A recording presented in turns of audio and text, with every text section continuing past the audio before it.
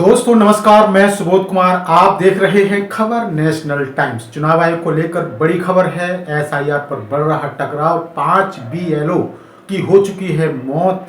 ममता चंद्रशेखर का आयोग को पत्र, ईएसआई को सुप्रीम कोर्ट का नोटिस। क्या है पूरी खबर, वो आपको बताते हैं। खबर के मुताबिक सुप्रीम कोर्ट ने शुक्रवार को भारत के चुनाव आयोग ईएसआई से एसआईआर के खिलाफ केरल सरकार की याचिका पर जवाब मांगा है। एसआईआर पर अब विपक्ष शासित राज्य खुलकर सामने आ गए हैं। पश्चिम बंगाल की सीएम ममता बनर्जी रोजाना ईएसआई को या तो पत्र लिख रही हैं या फिर बयान दे रही हैं।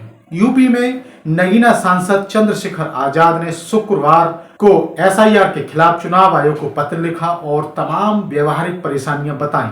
डीएमके ने भी सुप्रीम कोर्ट में एसआईआर के खिलाफ याचिका दायर की है। यूपी में भी एसआईआर हो रहा है, लेकिन वहां से बीएलओ के खिलाफ पक्षतापूर्ण एसआईआर की खबरें भी आ रही हैं। आपको बता दें कि लाइव लॉ के मुताबिक सुप्रीम कोर्ट ने शुक्रवार को केरल सरकार द्वारा दायर याचिका पर भारत के चुनाव आयोग को नोटिस जारी किया है, जिसमें स्थानीय निकाय चुनावों के पूरा होने तक केरल में मतदाता चुनाव के विशेष गहन पुनरीक्षण को स्थगित करने की मांग की गई है। केरल सरकार की याचिका में एसआईआर अधिसूचना को चुनौती नहीं दी गई है, सिर्फ प्रक्रिया को स्थगित करने की मांग की गई है। आपको बता दें कि राज्य ने शुरू में स्थानीय निकाय चुनावों तक एसआईआर प्रक्रिया को स्थगित करने की मांग करते हुए केरल हाईकोर्ट का दरवाजा भी खटखटाया। हाईकोर्ट ने दखल देने से इनकार कर दिया और सुझाव दिया कि राज्य सरकार सुप्रीम कोर्ट का दरवाजा खटखटाए, जो एसआईआर से संबंधित मामलों पर विचार कर रहा है। वहीं आपको बता दें कि जस्टिस सूर्यकांत, जस्टिस एसवीएन भट्टी और जस्टिस जयमाल्या बागची की बेंच ने इस मामले में अगली सुनवाई 26 नवंबर को करने का फैसला किया है। राज्य सरकार की ओर से वरिष्ठ अधिवक्ता कपिल सिब्बल भी पेश हुए थे।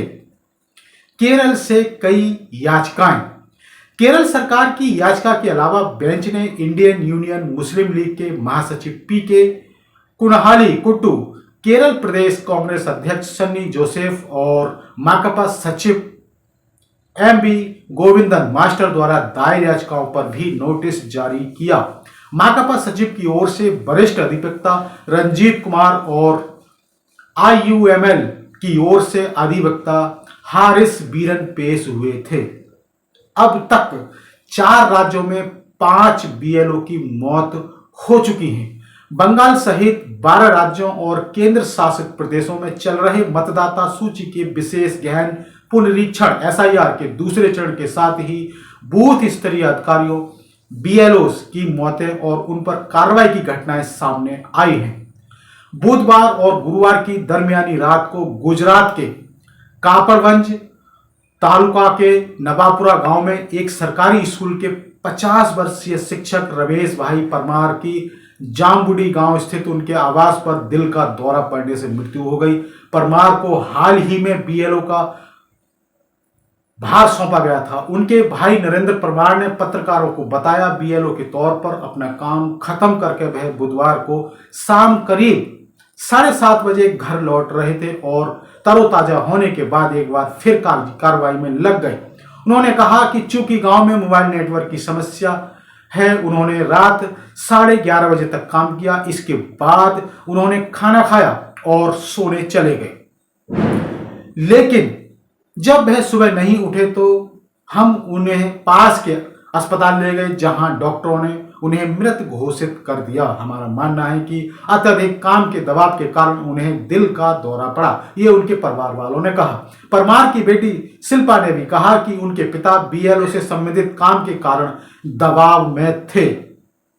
वहीं ममता बनर्जी ने आयोग को फिर से लिख दिया है पत्र। पश्चिम बंगाल की मुख्यमंत्री ममता बनर्जी ने राज्य में चल रही विशेष गहन संशोधन स्पेशल इंटेंसिव रिवीजन एसआईआर प्रक्रिया को लेकर गंभीर चिंता जताई है। उन्होंने चुनाव आयोग को पत्र लिखकर फौरन हस्तक्षेप करने की अपील की है। मुख्य चुनाव आयोग ज्ञानेश कुमार को लिखे अपने पत्र में एक्स पर साझा करते हुए बनर्जी ने एसआईआर अभियान को अव्यवस्थित और खतरनाक बताया। उन्होंने प्रशिक्षण में कमी, जरूरी दस्तावेजों को लेकर स्पष्टता की कमी और लोगों के कामकाज के समय में मतदाताओं से मिल पाने की असंभव स्थिति पर जोर दिया। उन्होंने एक्स पर कहा कि मुख्य चुनाव आयुक्त को लिखा अपना नवीनतम पत्र यहां साझा कर रही हूं, जिसमें एसआईआर के संबंध में मेरी गंभीर चिंताओं को स्पष्ट किया गया है। इससे एक दिन पहले गुरुवार को ही मुख्यमंत्री ममता बनर्जी ने मुख्य चुनाव आयोग ज्ञानेश कुमार को पत्र लिखकर कहा था कि प्रशिक्षण में गंभीर खामियां, अनिवार्य दस्तावेजों को लेकर स्पष्टता की कमी और लोगों के आजीविका के व्यस्त कार्यक्रमों के बीच मतदाताओं से मिलने की लगभग असंभव स्थिति ने इस अभियान को कमजोर बना दिया है। टीएमसी की होगी 24 को बैठक। आपको बता दें कि टीएमसी 24 नवंबर को एक आंतरिक बैठक की अध्यक्षता करेगी। इस बैठक की अध्यक्षता पार्टी महासचिव अभिषेक बनर्जी करेंगे। इस बैठक का उद्देश्य एसआईआर से संबंधित समीक्षा, कई स्थानों और जिलों में सुधार और यह सुनिश्चित करना होगा कि कोई भी नाम छूट ना जाए। अभिषेक करीब 10 लाख टीएमसी कार्यकर्ताओं को वीडियो कॉन्फ्रेंसिंग करेंगे और इनके जरिए उन्हें संबोधित करेंगे। सांसद चंद्रशेखर आजाद ने भी मामला उठाया। यूपी में नगीना से सांसद चंद्रशेखर आजाद ने चुनाव आयोग को पत्र लिखकर एसआईआर के संबंध में व्यवहारिक दिक्कतें बताई हैं और इसे रोकने की मांग भी की है। आजाद ने अपने पत्र 7 पॉइंट्स खास तौर पर रखे। उन्होंने लिखा है कि मतदाता सूची में नाम के 2003 की वोटर लिस्ट को आधार बनाया गया है और लोगों से 22 साल पुराने रिकॉर्ड मांगे जा रहे हैं। ये पूरी तरह से अव्यावहारिक और असंभव है। बीएलओ खुद उस लिस्ट में मौजूदा लोगों के नाम और इपिक नंबर खोज नहीं पा रहे हैं। गांव में आज से 22 साल पहले इंटरनेट, प्रिंटर, मोबाइल आदि नहीं थे, इसलिए पुराने रिकॉर्ड से मिलना असंभव है। एसआईआर का शिकार ज्यादातर गांव के लोग और उनमें भी बुजुर्ग लोग बन रहे हैं। आजाद ने टीचरों और आंगनवाड़ी महिलाओं कार्यकर्ताओं के अतिरिक्त 6-6 घंटे की ड्यूटी और मानसिक दबाव का मामला भी उठाया। काम के दबाव की वजह से कई राज्यों में बीएलओ को खुदकुशी तक करनी पड़ी।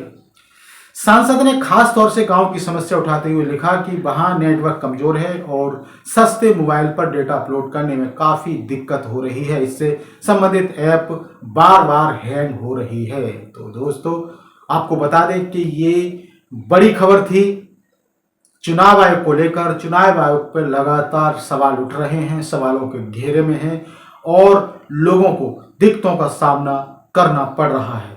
तो ये बड़ी खबर थी। इसी तरह की खबरों से जुड़े रहने के लिए हमारे इस चैनल खबर नेशनल टाइम्स को जरूर सब्सक्राइब करें और सब्सक्राइब करने के साथ ही बेल आइकन जरूर दबाएं, जिससे कि आपके पास खबरों के नोटिफिकेशन आते रहें। तो मैं सुबोध कुमार फिर आऊंगा एक नई और बड़ी खबर को लेकर। तब तक के लिए धन्यवाद, नमस्कार।